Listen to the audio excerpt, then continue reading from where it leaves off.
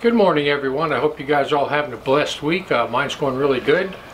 We got some noise pollution this morning. My neighbor's got a roof going on and the other neighbor's got carpeting putting in. So we got a little bit of noise out here today, so you have to bear with me. I wanted to do a video on why Satan hates humans so much. Imagine if you were in a car accident and the other driver was drunk. And you go to court and the judge awards you everything. I mean, the guy was drunk and the judge just awards you a massive amount of money, and this guy's got to pay for everything that he did. Well, in his mind, he didn't do anything wrong. There's nothing wrong with driving drunk. So therefore, instead of him blaming himself for what he did, he blames you because he feels that the judge gave you everything that was his that you have no right to. And that's why Satan hates you. He hates you out of envy. You have what he lost. You have a relationship with God, and now heaven is going to be your eternal home. He is in a highly agitated state.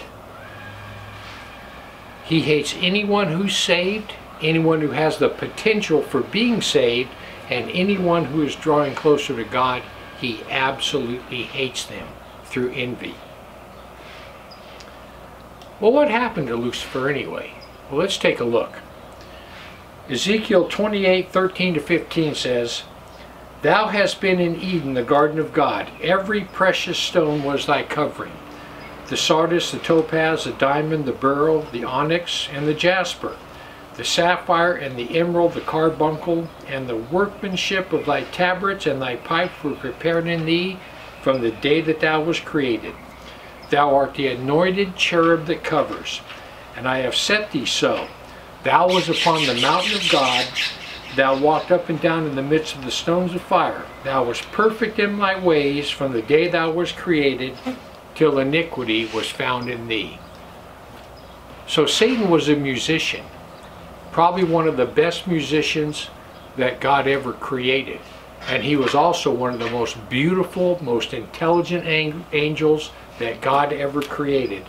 And all of a sudden he looked within himself and he said, "I'm all that.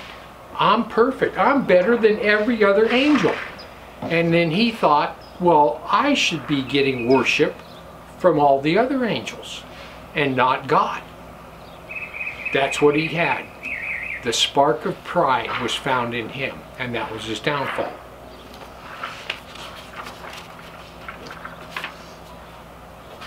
It goes on to say, "Now there were in the days the Son of God came to present themselves before the Lord, and Satan came also with them.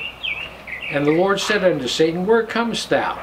And Satan answered the Lord and said, From going to and fro in the earth, from walking up and down in it." That's Job 1:6-7.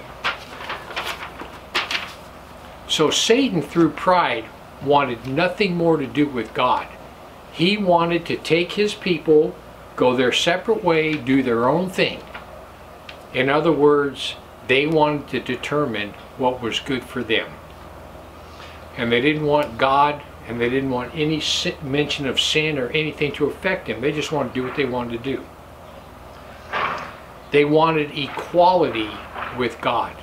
And that was Satan's main motivation behind sweeping a third of the angels out of heaven. Is he told them, listen, we can have our own kingdom and do whatever we want. There are two types of people in this world: those that want to be with God and those that don't. Isaiah sheds some light on Lucifer's pride in Isaiah 14. And this is the "I will." "How art thou fallen from heaven, O Lucifer, son of the morning? How art thou cut down to the ground, thee who confuse the nations? For thou hast said in thy heart, I will ascend unto heaven. I will exalt my throne above the stars of God. I will sit on the mount of the congregation in the sides of the north. I will ascend above the heights of the clouds. I will be like the Most High. And what he's saying in these 5 I wills is, I'm all that. All you other angels are going to bow to me, and none of us are going to bow to God. One day soon, Satan will not be a part of your life or mine. Someday soon, he will be gone. Until then, we are susceptible to demonic attack. The Bible says the thief comes not but to steal and to kill and to destroy. That is Satan's plan for your life. To kill you, to steal everything you have, and to totally destroy you. But Peter goes on to tell us, he says, be sober, be vigilant, because your adversary the devil, as a roaring lion, walks about seeking whom he may devour. Satan walks around and he looks for anyone who's not on their game, anyone who's not paying attention, that he can attack. When something upsets you, and the agitation just builds up inside of you, and you can just feel yourself getting madder and madder, that's when you attack others. That is a demonic attack on yourself. They are enticing you to attack someone else. The anger can become so intense, that's when you go into self-destruct mode. When you're extremely upset, that's when you go into self-destruct mode. Self-destruct mode is when you go to work and somebody totally irritates you, your boss totally irritates you, so you say, I quit.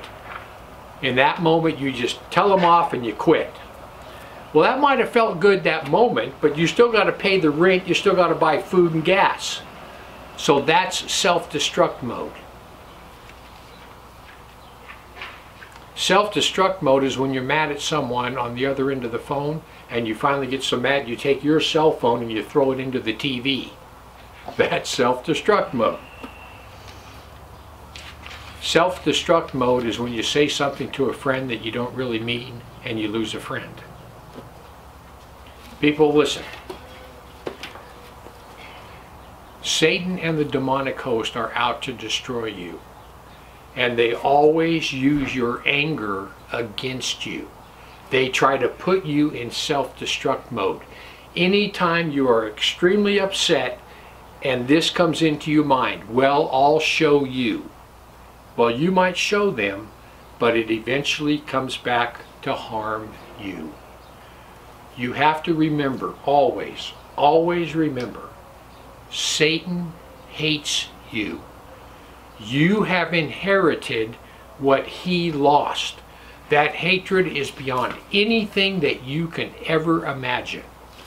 And what they do is, they come at you in a demonic attack, and they try to agitate you in a way that you go into self-destruct mode.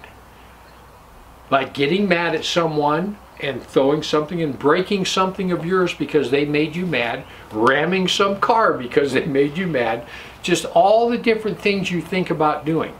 Now listen, this is what I want to challenge you to do.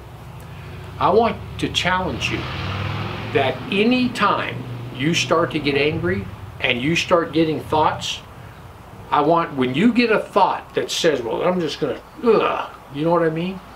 When you're going to take it out on somebody else, think and say, that right there, that is a demonic attack trying to put me in self-destruct mode.